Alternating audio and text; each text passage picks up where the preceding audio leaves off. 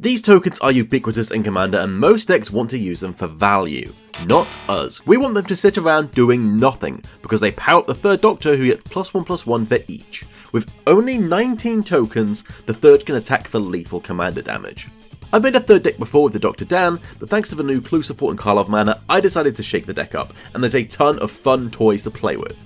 Joining the third is Sarah Jane Smith, which generally spits out a clue each turn and leads to our first big deck building decision. See, despite being green, basically all my ramp is artifact based. Our ideal play pattern is a turn 2 Sarah, then a turn 3 mana rock on another 2 mana card or just another mana rock. For this reason, most of my ramp is 2 mana rocks of various forms, with some exceptions being a screwdriver no Doctor can be without, and a diary that can make a lot of mana. And soloing, because yeah. Now, as far as non-creature tokens go, most of the usable ones are artifacts, so our general playstyle is to amass a ton of them with a few general synergies here. The most powerful of these turns our artifacts into mana.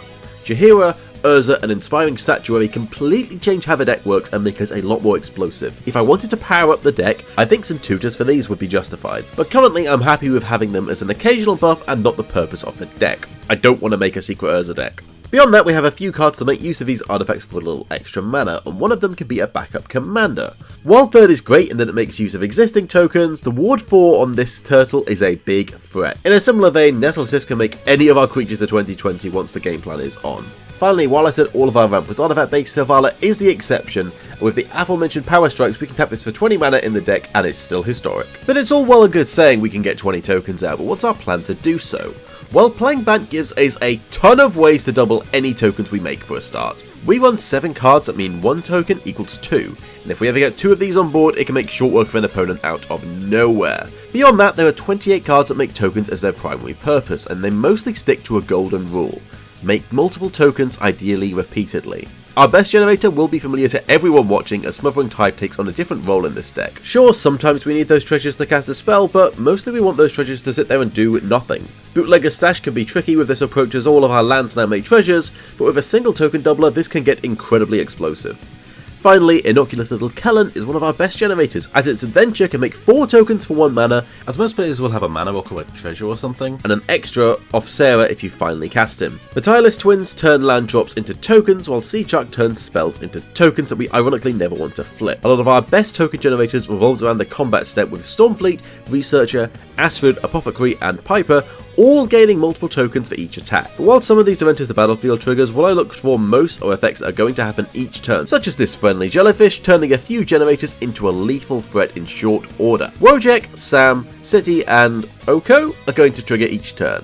Yes, Oko will usually be forced to interact with a problematic creature, but being able to make a food when there's no game-winning threat is great. Lotus and Samwise make a token for each creature we play, which can get big quickly. And we also play 2 cards to take advantage of our opponent's creature counts in Asinine Antics and Officious Investigation. These will often be mana efficient by themselves, but are especially amusing against token strategies. Each token will give you a token, effectively rendering the tokens irrelevant to block the third Doctor's trample. For big finishers, we have 2 spells that just make clues, which at instant speed can make a small Doctor suddenly a lethal attacker. Osgood can help cast a fairly large amount of the deck, and while we won't use our paradox much, it does count for the command zone, which means if we see her in our opening hand, we might want to hold back in casting Sarah for the 2 free clue tokens. The last cards I want to mention are Monologue Tax, which might not be good enough but I'm still testing it, and Volo, who wins the award for the most unique token in our deck, full of mostly treasures, food and clues. I decided to include him for the novelty of his journal alone, but we do run a large array of creature types, so Volo can pull his weight in card draw without too much effort. And it's also worth bearing in mind our non-dedicated token generators can still help thanks to Sarah,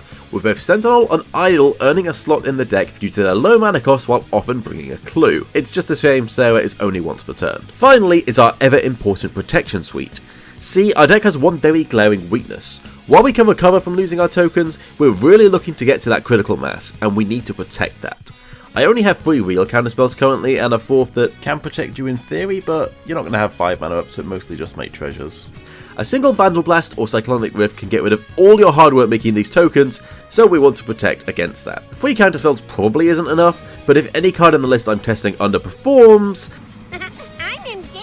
then I'll add some more. Also in this slot are our pair of boots, both protecting the third from a blowout and enabling haste. Unlike a lot of commander decks, we really want to save our commander until the last moment. While Sarah is good early, I mean the boots come with a bonus clue, the the third doesn't do much until we've already put the work in, so waiting to cast him to attack with haste once we've amassed an army of tokens is ideal. This does however make the Tyrant a poor inclusion in this deck sadly, despite me holding onto it for a while. We just so rarely have Time Lords out for very long. As for our lands, many Partings and Tithe are honorary lands as just 1 mana they can make a token or earn easy card advantage respectively.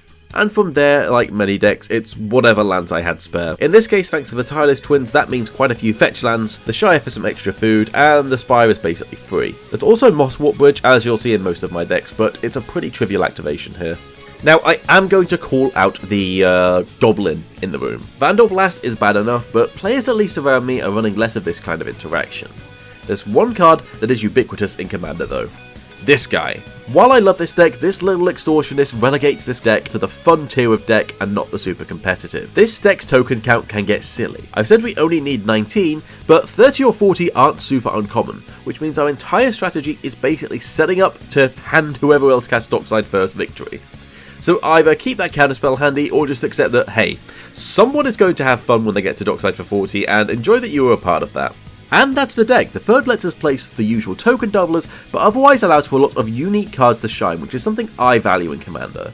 There's so many good cards that decks are at risk of becoming a list of mandatory includes, and while yes, we do have a dozen of those like Smothering Tithe, they at least perform a different purpose in this deck. This is the only deck that I play Smothering Tithe in because it doesn't fit the theme of other ones, other than just being a good card. Here, it's on theme and sure it gets to be powerful as well. And on that note, I tried to find the best token generators for this deck, but if you know any superb ones I've missed, please let me know in the comments. It doesn't even matter if they do anything, literally. Maps and incubators take on a real unique role in this deck after all, and I am hoping this vending machine goes down in price, but currently, it's out of my price range. Thanks so much for watching, and we're so close to 1,000 subscribers, which would be a massive boost to the channel, so I'd really appreciate it if you'd consider it. Until next time.